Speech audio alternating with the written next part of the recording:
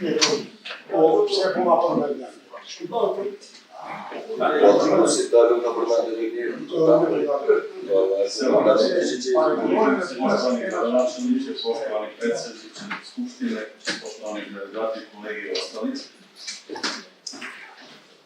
U toku obraćanja određenih delegata je izdata jedna optužba na moj račun kako ja diskriminišem oporbe, radim na Boru.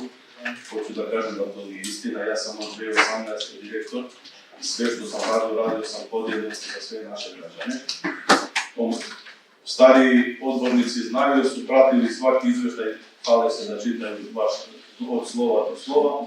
Znaju, 2019. godine je izvršeno renoviranje komplet ambulanta u opštini Dragaš, centra porodične medicine. Ne kažem da je renovirano sve. Tada sa nekih 20.000 eura nismo mogli da renoviramo sve, nego smo vršili krećenje određene sanitarije, to je regulisanje sanitarije.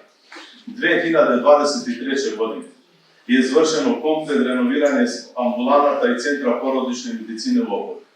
2023. To je pred 2 godine. Znači, komplet sve ambulante, centri porodične medicine u Oporu su renovirani. 2025. i 2026. zbog manjka sredstva renoviramo objekte u Boru. To nije nikakva diskriminacija ili nešto drugo.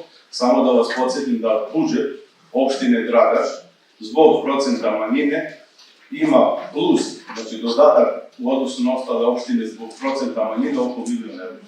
I na to trebamo biti ponosni, a ne da budemo, da tako kažem, ljubomorni.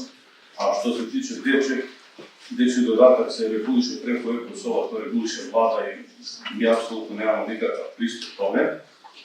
Što se tiče nekoga da nas poznaje, zna, mi ga znamo mnogo bolje, ali to što ne pričamo zbog stida jer ga znamo kakav i šta je.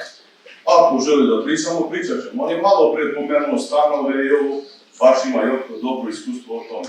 Kao i o rezervisanim mestima, zašto ja danas kao direktor zdravstva nemam doktora iz manjinskih zajednica, on jako dobro zna. Koliko je naših studenta moglo da se upiše, to je ne upiše, na rezervisana mjesta i zašto. Ali, ako želi da pričamo o tome, ima vremena. Hvala.